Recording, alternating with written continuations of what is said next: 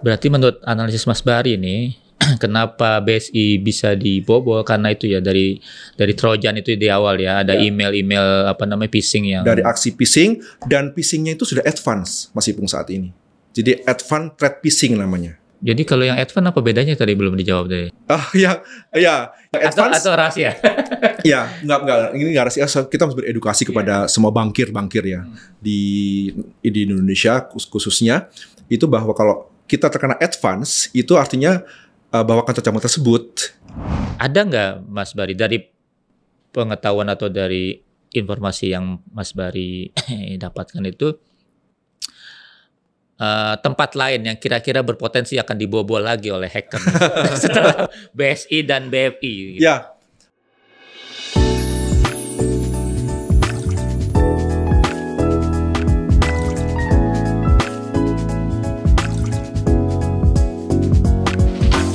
Assalamualaikum warahmatullahi wabarakatuh. Jumpa lagi Sobat LPP sekalian di podcast kita, LPP Voice, podcast untuk ekonomi, finansial, dan bisnis. Nah, kita sudah mengundang Pak Bari Arijono. Selamat datang Pak Bari, Assalamualaikum. Waalaikumsalam warahmatullahi wabarakatuh, Mas Ipung. Pak Bari ini digital expert, ya.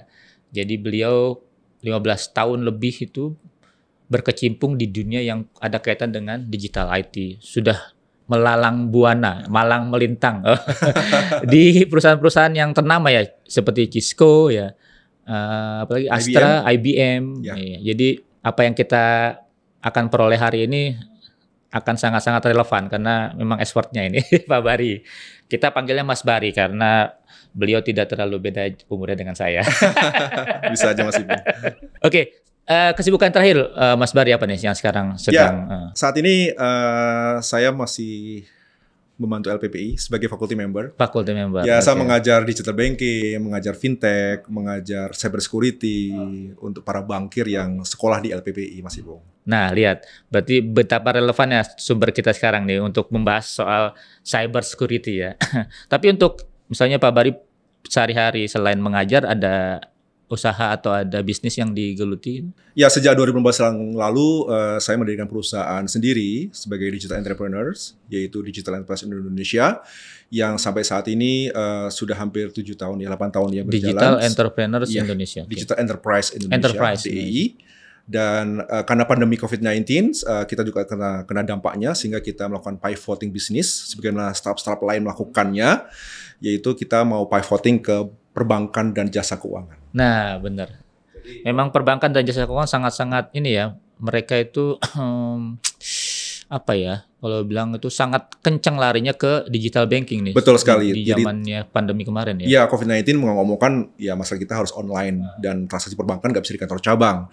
Nah, sehingga kami memutuskan untuk mengubah strategi bisnis kami menjadi Digital Banking Institute atau DBI namanya. DBI. Jadi kita membantu banyak perbankan untuk bisa lebih memahami bagaimana melakukan digitalisasi di bank tersebut. Oke, nah sekarang kita masuk ke diskusi kita untuk yang pertama karena tadi sudah disebutkan soal digital banking ya. Kita mungkin akan mulai dengan digital banking juga nih. Kan kita Indonesia lah sudah 2 tahun terakhir udah istilah digital banking sudah apa namanya, sudah familiar gitu. Nah, sampai 2023 ini kondisi transformasi bank ke digital itu di posisi apa sih? Apakah sudah bisa kita bilang sama dengan digital banking di negara-negara maju lainnya atau gimana? Ya, Indonesia punya versi sendiri dalam transformasi perbankan digital. Sebenarnya OJK mengatakan di dalam POJK nomor 12 dan 13 tahun 2021 bahwa Indonesia tidak membedakan antara bank digital dengan bank konvensional. Nah, beda dengan di Amerika, di pasar Eropa, bahkan di tetangga kita Singapura, yang mereka punya lisensi khusus untuk perbankan digital atau untuk bank digital. Kalau kita belum ya, belum ada bedanya ya. Karena memang tidak membedakan itu, sehingga perbankan digital yang dimiliki oleh bank konvensional saat ini seperti kalau kita sebutkan merek Livin, Mandiri, ya kan, Blue Digitalnya BCA, kemudian ada Alobank, Digibank, ada Bank Jago, ada BNC dan lain sebagainya. Dan terakhir ini BNI mengakuisisi Bank Mayora dan menyulapnya menjadi bank digital, namanya HiBank. HiBank ini. Nah, ini bank digital baru untuk UMKM. Nah, ini nggak ada beda dengan bank konvensional. Perlakuannya same rule, same risk ya dengan bank konvensional. Nah, jadi saya bisa katakan di sini bahwa OJK cukup fair dalam melakukan regulasi terhadap industri perbankan dan jasa keuangan di Indonesia. Tidak memberikan lisensi khusus untuk perbankan digital atau bank digital sendiri. Nah, tantangannya seperti apa nih digital banking dengan kondisi sekarang? Artinya orang kan seperti diarahkan untuk bertransaksi tidak lagi dengan cara konvensional atau tradisional ya. Artinya semua transaksi kalau bisa lewat gadget atau lewat tools atau lewat alat gitu ya, nggak langsung. Nah, tantangan kita terutama bank, dari sisi bank dan juga terutama dari sisi nasabah itu seperti apa ya? Kalau misalnya semua akan seperti itu, gimana itu tantangan? Ya tentu ada trade off ya. Dalam setiap kemudahan yang diberikan layanan perbankan digital oleh bank maupun oleh multi finance, ya oleh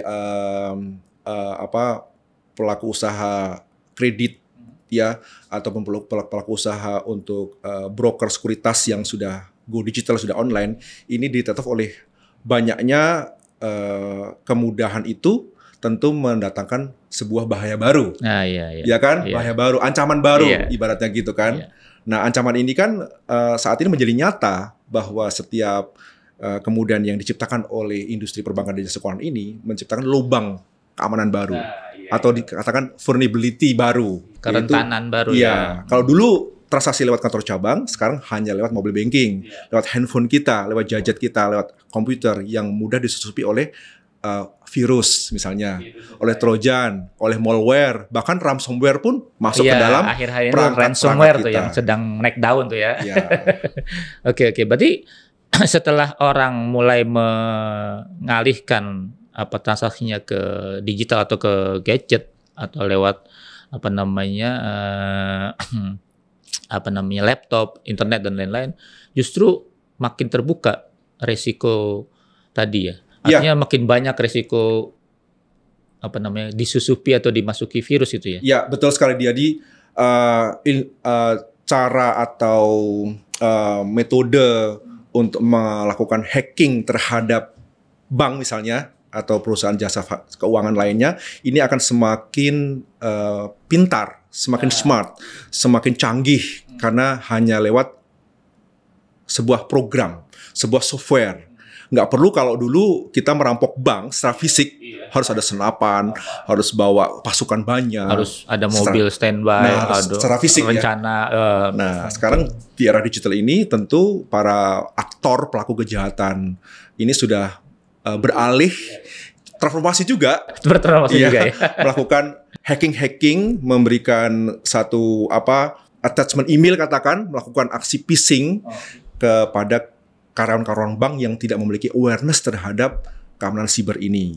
Nah, sehingga mereka ini tidak begitu tahu bahwa email yang mereka terima, begitu mereka buka emailnya dan tentunya di situ ada attachment-nya mungkin, ya dia buka itu akan menyebarkan virus di PC mereka yang nanti akan menyebar ke PC-PC lain di dalam satu kantor cabang tersebut, Mas Ibo. Oke. Bagaimana membedakannya itu, Mas Bari, antara email dengan attachment yang benar-benar dari kolega kita dengan email dengan attachment yang isinya virus atau isinya itu hacking gitu?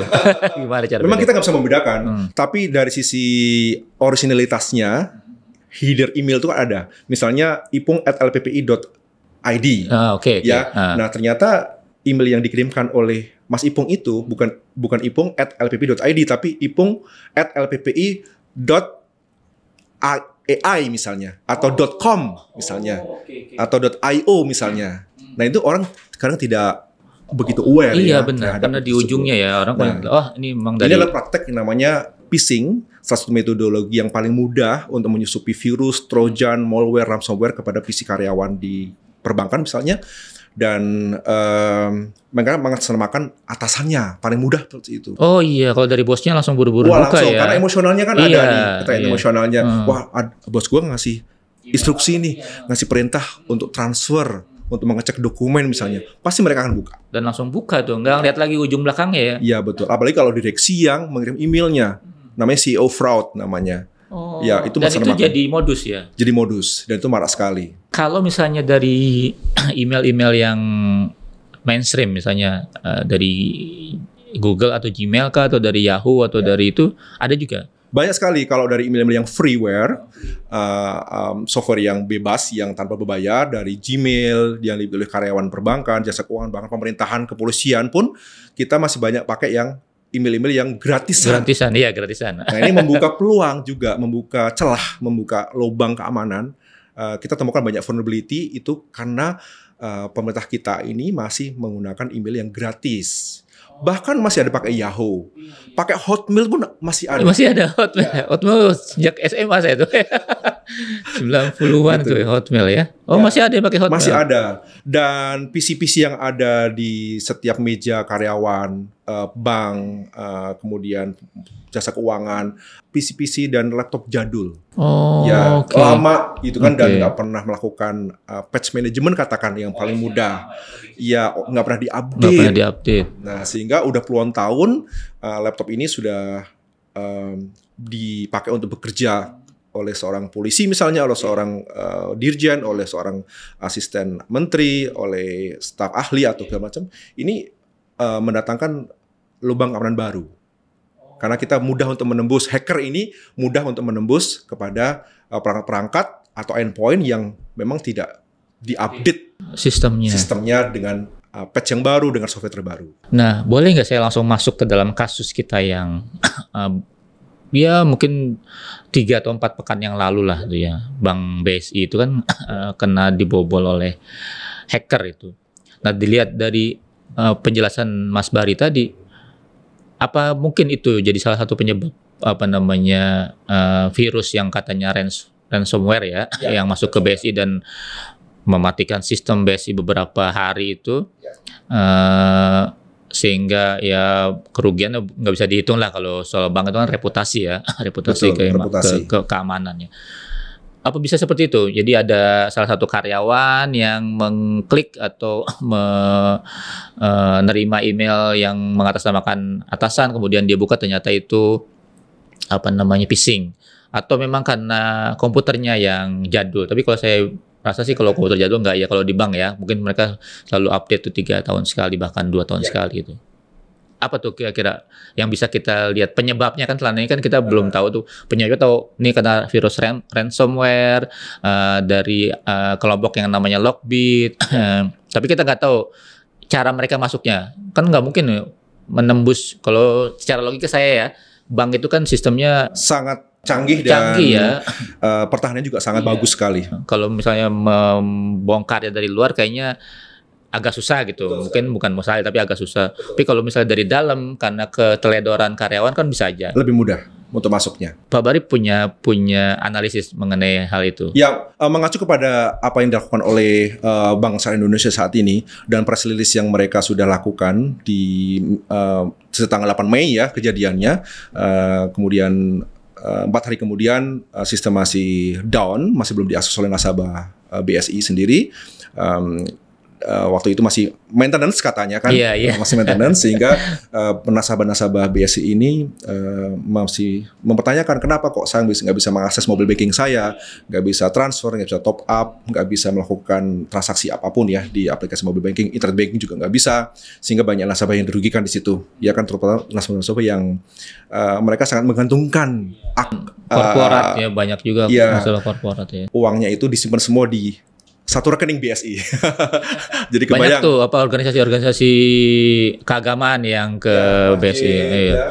Dewan dakwah, kemudian banyak lembaga-lembaga syariah lainnya yang memang mereka menyimpan dananya hanya di satu rekening BSI. Nah, sehingga kita bisa membayangkan bagaimana mereka nggak bisa gajian segala macam. Jadi risiko itu muncul. Nasabah, menurut saya, nasabah yang pernah dirugikan dalam hal ini.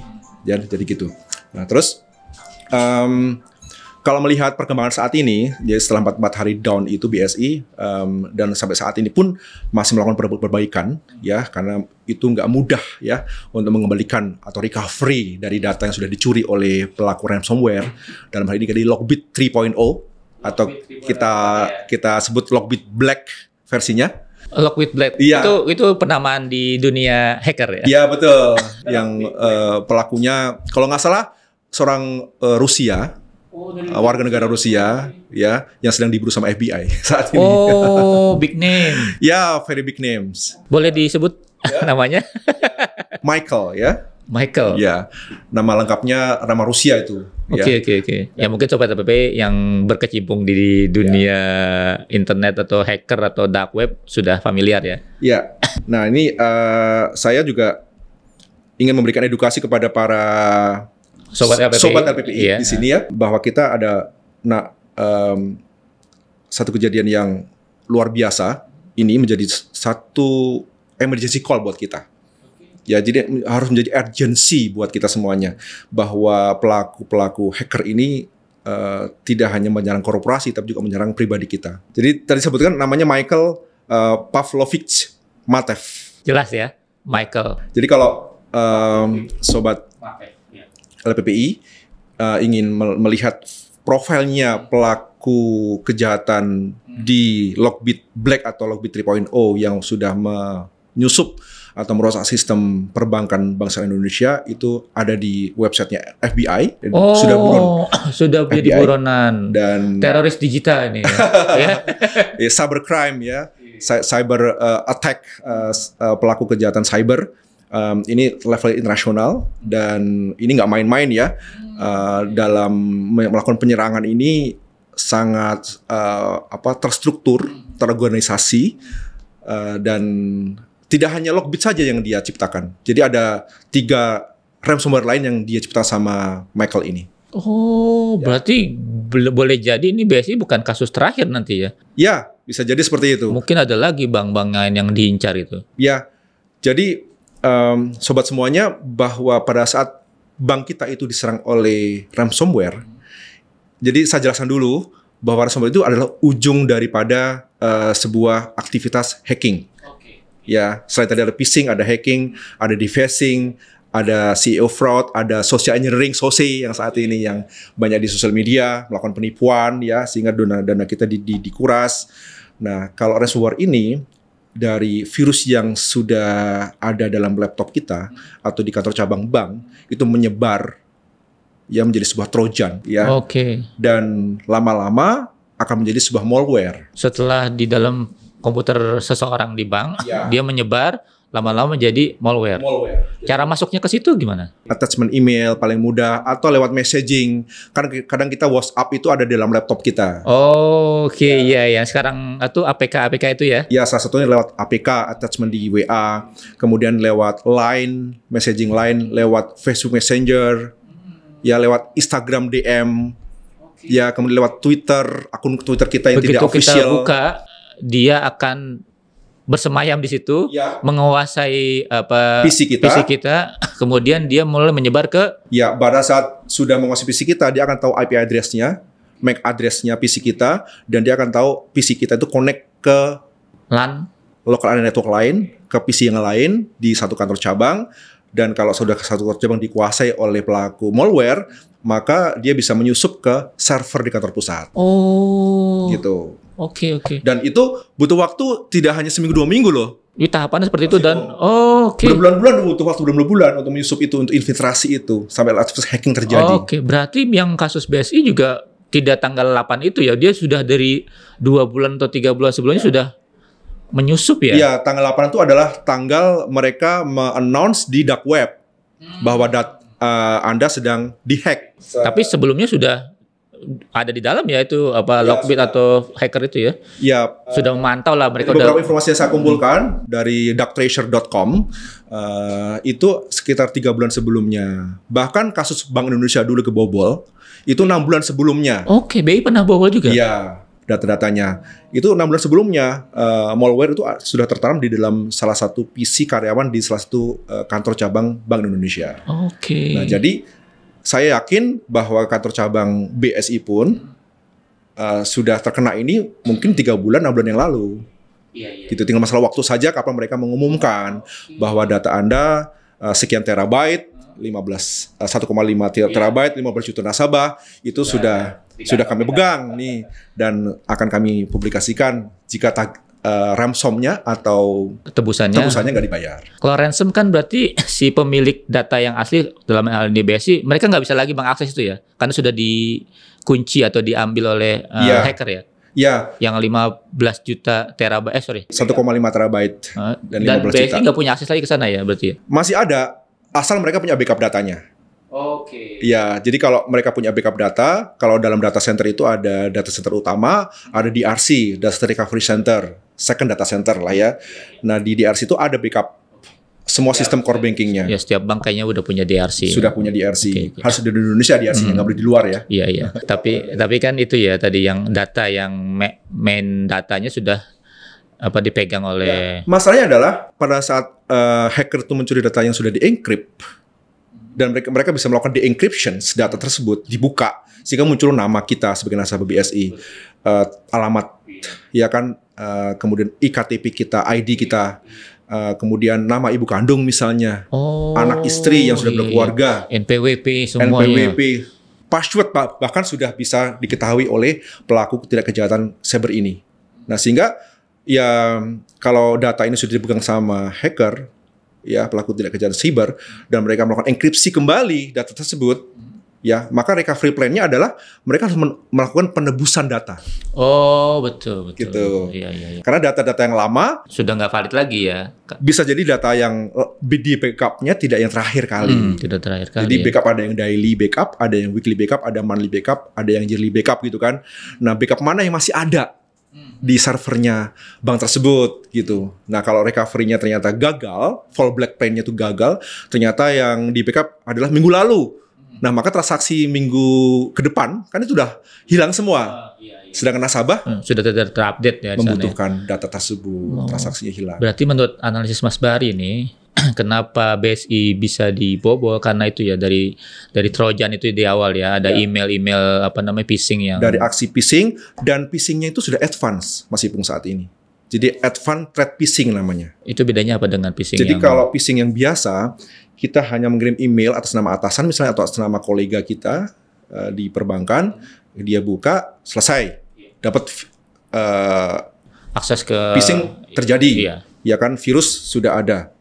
Nah, kalau yang advanced threat phishing ini yang sudah dialami oleh Bank Indonesia saat ini. Oh, yang tadi kasus yang Ya, tahun lalu advanced itu threat ya. phishing itu juga BSI mengalami di salah satu kantor cabang BSI. Saya nggak bisa menyebutkan kantor cabang mana ya.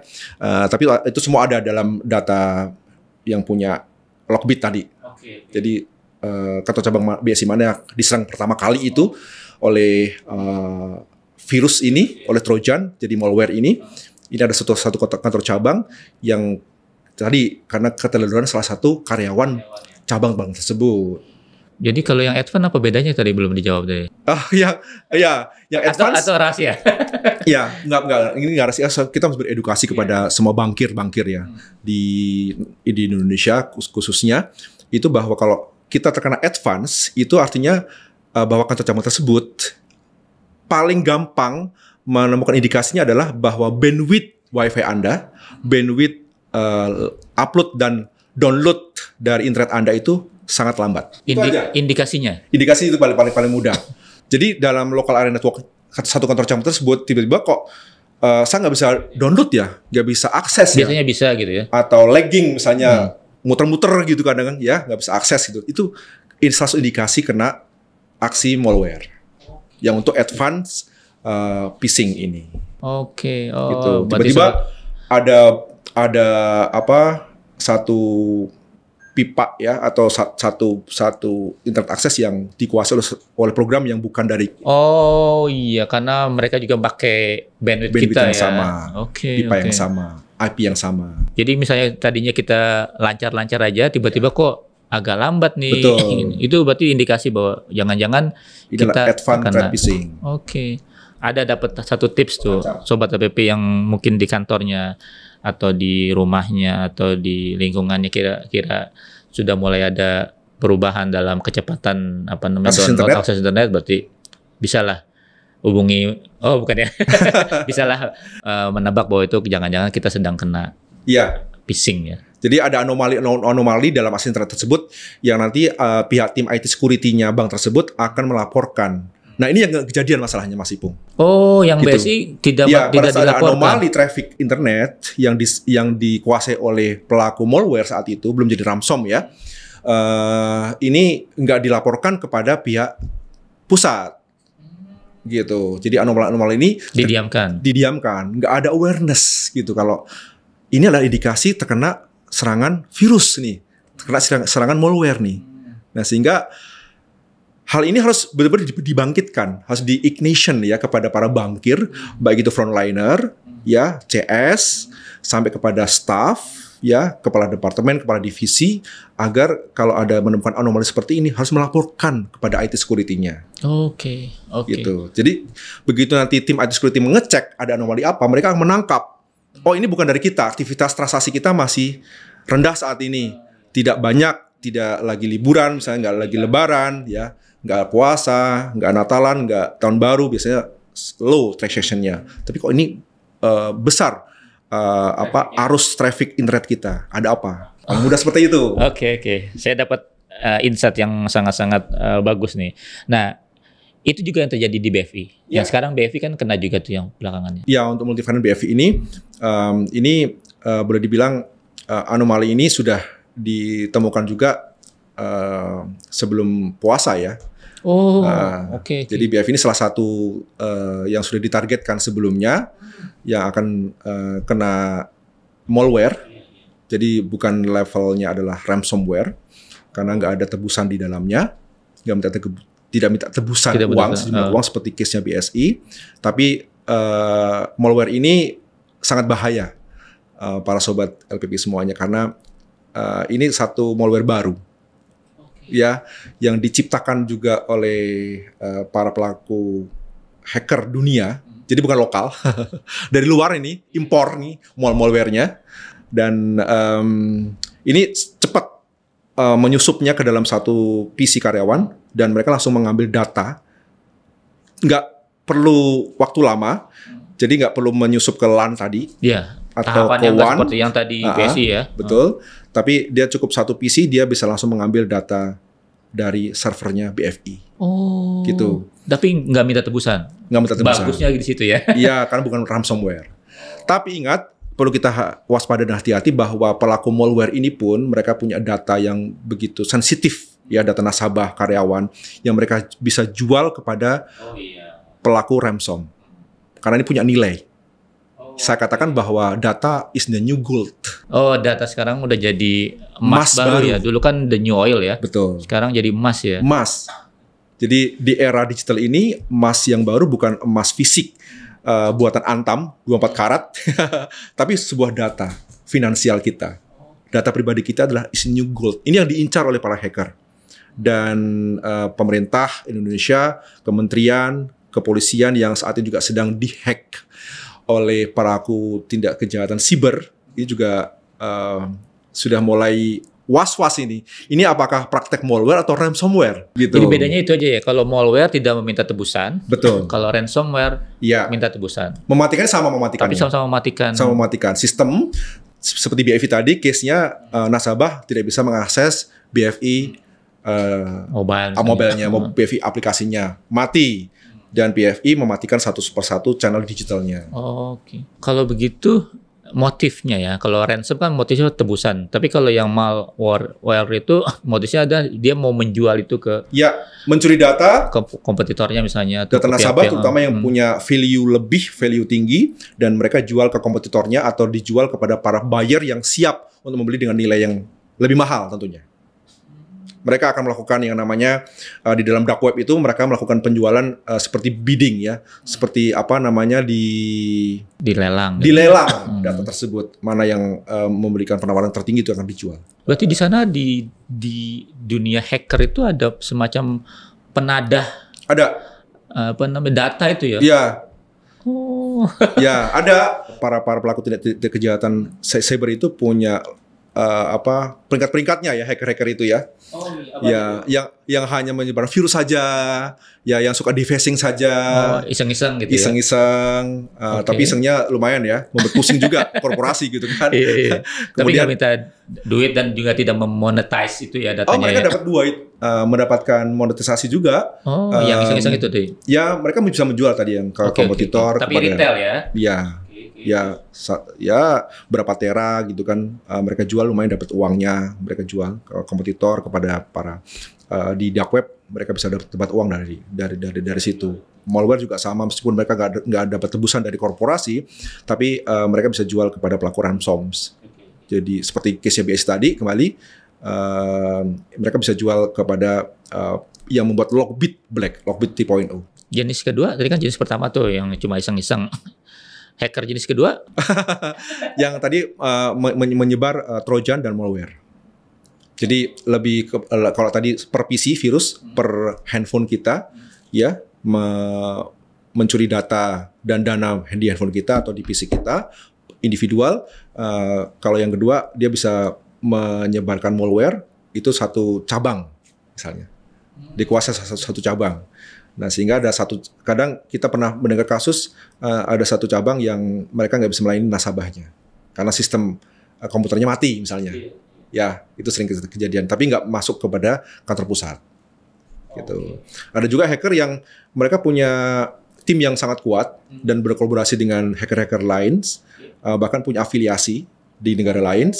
Bahkan ada hacker yang as services saat ini. Ada organisasi, bukan organisasi apa? Mereka punya kelompok ya? Iya, punya komunitas atau? Ya, sebenarnya bukan komunitas ya, tapi lebih kepada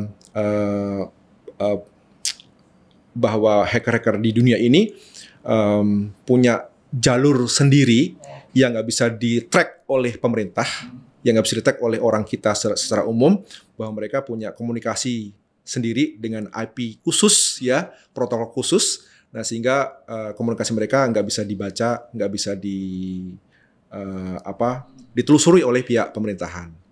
Dan mereka punya konsensus bahwa para hacker harus menyepakati 1, 2, 3 hal pada saat mereka akan melakukan hacking kepada satu institusi tertentu. Oh, ada etikanya. Ada ethical hackernya. Ada etika hacker. Betul, ada ethical hackernya. Nah, seperti contohnya di kepolisian RI saat ini sama di beberapa kementerian itu kan ada Milat, satu kelompok ya namanya, kelompok hacker namanya Milat yang mengakses sejumlah kementerian di Indonesia dan juga mencuri data-data di kepolisian kita.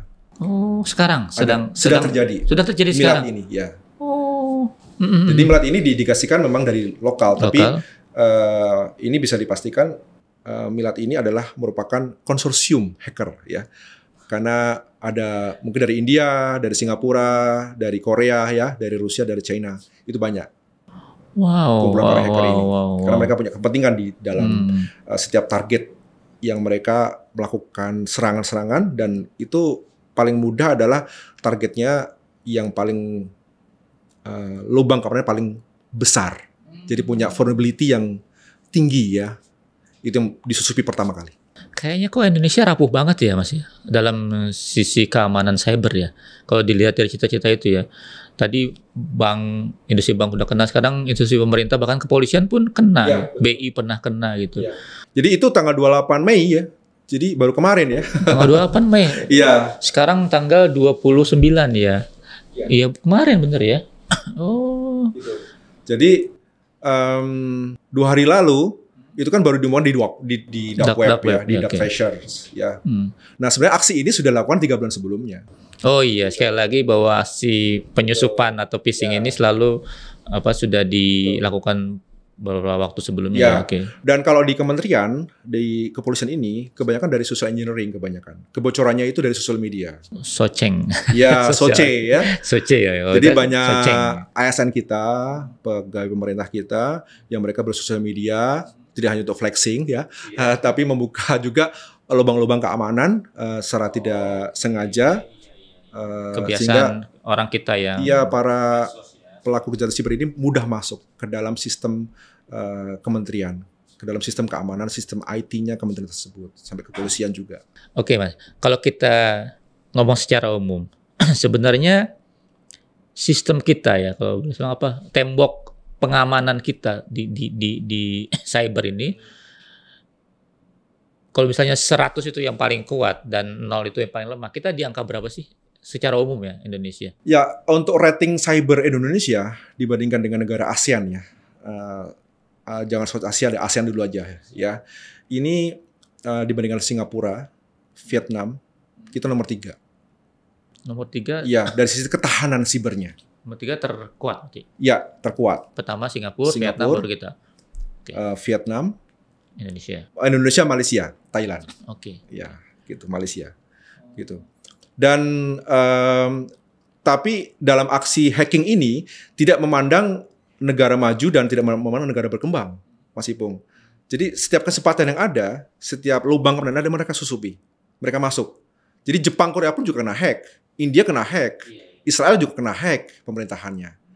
Jadi sebagus apapun defense-nya mereka, pertahanan mereka, seperti kita punya BSSN yang sudah dilapisi oleh banyak firewall, ya.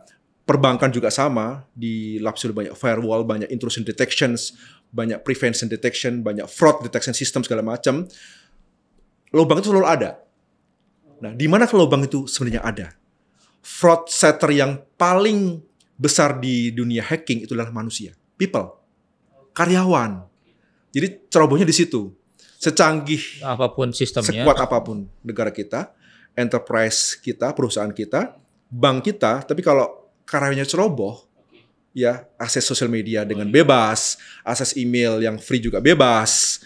Nah, itu membuka lubang keamanan baru. Enggak, tapi kalau saya pengen tahu seberapa kuat kita dibandingkan global ya, posisi ketahanan cyber kita.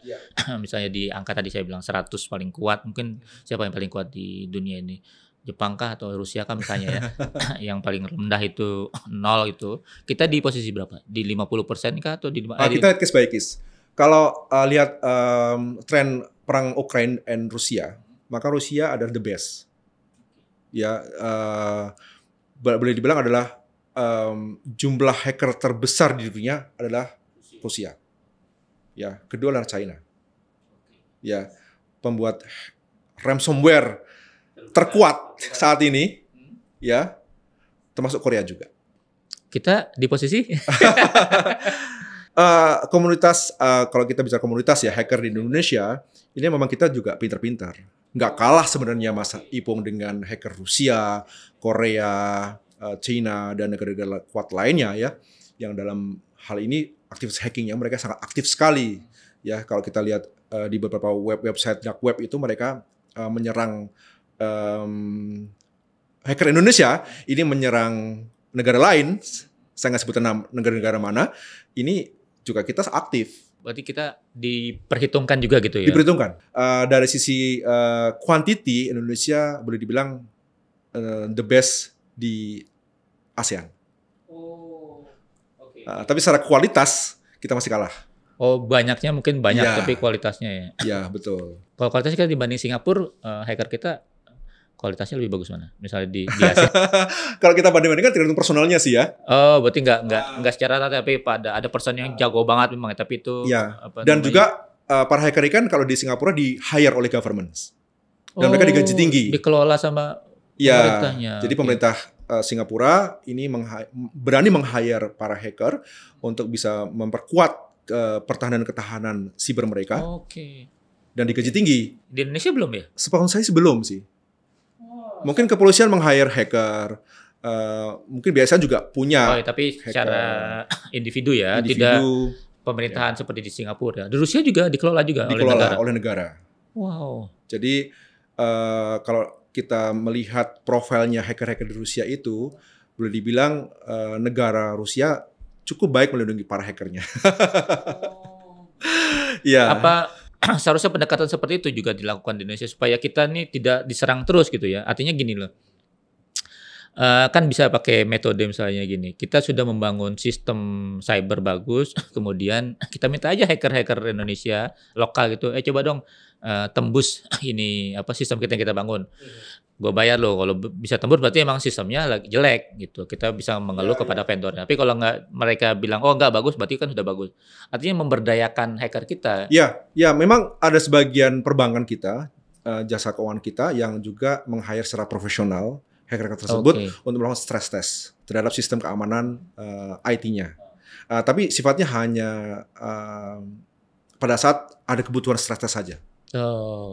Iya, tidak rutin. tidak rutin ya. Ya, tidak meng-hire permanen apalagi tidak ya. sistem ya. Ya, jadi proses rekrutmen hacker untuk memperkuat sistem keamanan perbankan ini memang saya lihat para bankir ini harus mempertimbangkan sih menurut saya ya, bahwa mereka harus memiliki tidak hanya CISO ya, Chief Information Security Officer. Seperti Bank Syariah Indonesia baru merekrut seorang CISO dari Bank Mandiri kalau nggak salah ya. Iya, karena sudah yang lamanya diberhentikan ya. Ya itu akibat salah satu dampak ya, serangan sampai 2 direktur kalau nggak salah ya. Iya, sama diganti risk ya. manajemen ya. Risk manajemen diganti.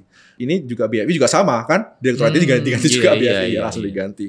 Nah memang CISO ini nggak cukup Mas Ipung, karena para hacker ini nggak punya sertifikasi.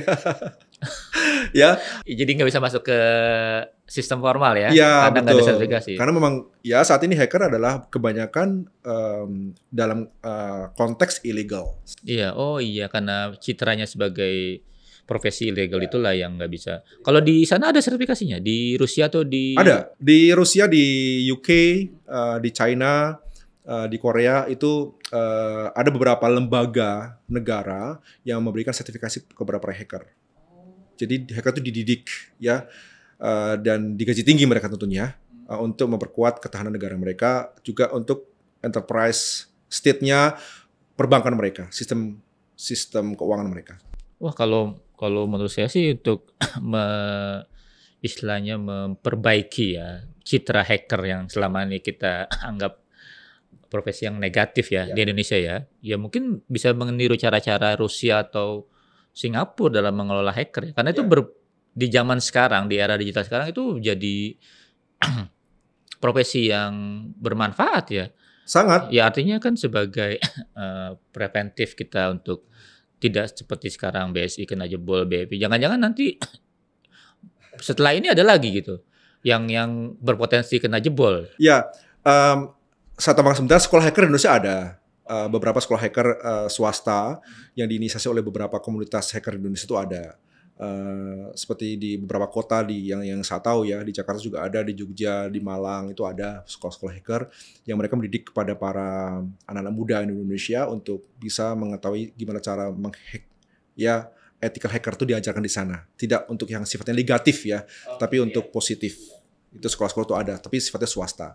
Jadi belum dikelola oleh sebuah sistem pemerintahan ya, seperti BSSN misalnya punya inisiasi untuk memberikan mendirikan sekolah hacker misalnya. Itu mungkin salah satu inisiatif yang perlu dipertimbangkan oleh pemerintah kita. Mungkin namanya bukan hacker kali ini. Ya. Takutnya kan masih berbau negatif gitu ya. Apa ya? Ya mungkin dalam sekolah sandi negara juga ada ya. Iya. Sekolah sandi negara. Masih ada nggak sekolah sandi negara saat ini ya? Ada. Masih ada kan ya. Untuk apa? Mempelajari lebih dalam tentang bagaimana hacker ini dibawa ke ranah akademisi ya. Kalau di universitas kan nggak ada.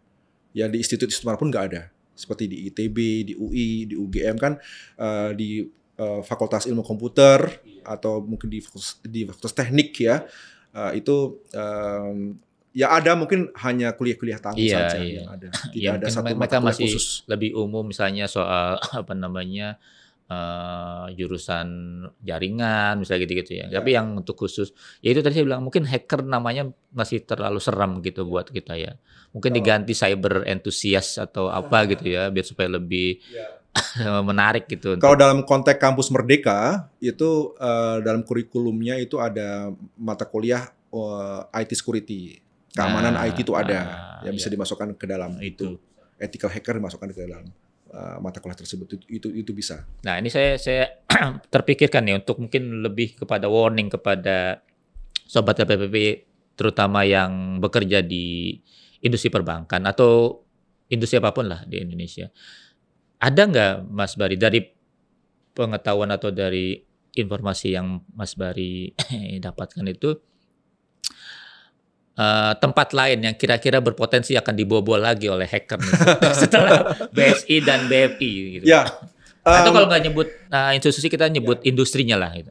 Ya, para sobat LPPI, sebenarnya setiap diri kita ya, setiap institusi kita ini saat ini sudah terindikasi terkena serangan siber. Oh, setiap kita. Ya, setiap diri kita, individu kita, institusi yang tempat kita bekerja, mau perbankan, jasa keuangan, pemerintahan, ya, baik itu di pusat maupun daerah, kantor cabang maupun di kantor pusat, itu semua sudah terindikasi terkena serangan siber. Tinggal masalah waktu saja, kapan pelaku siber ini, aktor kejahatan siber ini akan mengumumkan di dark web bahwa data Anda sudah dicuri. Seseram itukah kita Indonesia? Oke. Ya, karena memang tren sejak pandemi COVID-19, tren serangan siber itu terus meningkat. Jadi BSN sendiri sudah mencatat versi BSN ada 800.000 serangan per hari. Ya, kalau dari versi OJK itu ada sekitar 70-80 serangan per detiknya. Kalau OJK kepada institusi di Indonesia terjadi di Indonesia secara nasional. Secara nasional, oke. Itu yang tertangkap oleh BSSN. Ya, oleh sistem BSSN. Kan banyak juga aktivitas hacking lain yang tidak tertangkap oleh BSSN. Nah, jadi artinya bahwa setiap lembaga yang saat ini tempat kita bekerja, selain melakukan investasi untuk meningkatkan IT security, juga untuk investasi cyber security, dari antivirus, anti-malware, anti-ransomware, juga harus segera melakukan seperti itu pelatihan, training untuk para karyawannya agar mereka punya awareness yang sangat tinggi. Karena ini sebuah urgency ya, satu yang penting dan emergency call untuk para bankir di Indonesia khususnya. Kalau karyawan kita ini tidak memiliki awareness, maka sebesar apapun investasi yang kita lakukan, seperti kemarin ada satu bank sampai 1 triliun. Oh iya. Boleh sebut nggak namanya ya? Setelah BSI, CIMB Niaga. CIMB Niaga. Setelah BSI kena, emang CIMB Niaga langsung invest ke IT itu 1 triliun. Okay. Kemudian BSI sendiri separuhnya ya investasi untuk meningkatkan ketahanan sibernya. Dan itu nggak cukup. Jadi angka 500 miliar, 1 triliun itu bukan bahwa kita dijamin akan bebas dari serangan siber. Jadi setelah BSI kena ransomware Lockbit 3.0 sendiri, Lockbit Black, itu ada lagi malware baru lagi menyerang BSI. Namanya Stellar. Setelah yang kemarin, oke. Dan itu sangat melelahkan buat tim IT-nya BSI untuk merecovery. Ibaratnya luka belum sembuh, sudah diserang lagi, sudah ketabrak lagi gitu loh. Nah, sehingga ini menjadi PR besar buat kita, bahwa setiap saat serangan itu selalu ada, Mas Ipung. Tidak hanya waspada dalam masalah serangan tersebut, berapa jumlah investasi yang kita gelontorkan, sebesar apapun, itu kalau tim kita sendiri nggak punya awareness yang tinggi, itu kan menciptakan lubang keamanan baru. Berarti penting ya untuk memberikan awareness dalam bentuk ya pelatihan untuk apa namanya orang-orang atau karyawan yang berada di lingkungan perbankan. Sangat penting. Karena saya katakan the most fraud terbesar dimanapun adalah people. Dan terima kasih katakan, kalau saya sebagai hacker menembus core bankingnya Anda, kan nggak gampang. Dilapisi banyak sekali lapisan keamanan dari firewall, IDS, IPS. Berarti kalau lewat cara itu hampir mustahil ya, atau sangat susah sekali ya? Sangat susah. Lewat cara menembus itu ya. Okay. Ya, tapi kalau lewat orang, karyawan yang lengah menyusupkan virus, malware, trojans, ya itu mudah. Nah, penting itu awareness untuk karyawan ya. Jadi ya mungkin kita sedikit promote gitu ya, mungkin. Nanti kalau teman-teman LPPI atau sobat LPPI yang menginginkan informasi lebih lanjut, saya kira Mas Bari juga bisa sharing mengenai how to build awareness to karyawan untuk para bankir ya. Nanti bisa menghubungi kita atau bisa tulis di kolom komentar, nanti saya akan berikan nomor Pak Mas Bari. Ya, boleh ya Mas ya? Kalau ada sobat LPPI yang menginginkan untuk mendapatkan insight langsung dari Mas Bari mengenai ini. Nanti pelatihan di LPPI saja. Karena saya juga mengajar di LPPI ya saat ini. Iya, boleh. Oke, Sobat LPPI, saya kira ini akan menjadi diskusi kita yang akan lebih continue mengenai ini. Tapi untuk saat ini saya cukupkan sekian karena supaya kita akan lebih fokus per satu isu ya Mas Bari ya. Jadi kalau boleh nih ada sobat TPP yang ingin mengusulkan atau menginginkan tema yang bisa kita diskusikan bersama Mas Bari di next kesempatan, boleh juga tulis di kolom komentar di podcast kita. Insya Allah nanti saya akan sampaikan ke Mas Bari dan kita akan wujudkan. Jadi mungkin ya suara terbanyak ya, jadi kita nggak bisa mungkin satu-satu, tapi kalau memang itu mendesak dan penting, misalnya tadi soal digital mindset kepada karyawan, atau mungkin tadi perusahaan atau industri apa aja yang kemungkinan bakal diserang lagi oleh hacker, dan info-info di dark web yang mungkin kita semua tidak aware, kita akan sampaikan di next discussion kita. Terima kasih Mas Bari atas waktunya. Jadi sama-sama Mas Ipung. Sangat banyak insight yang kita dapatkan nih. Dan sekali lagi terima kasih dan tetap sehat selalu. Assalamualaikum warahmatullahi wabarakatuh.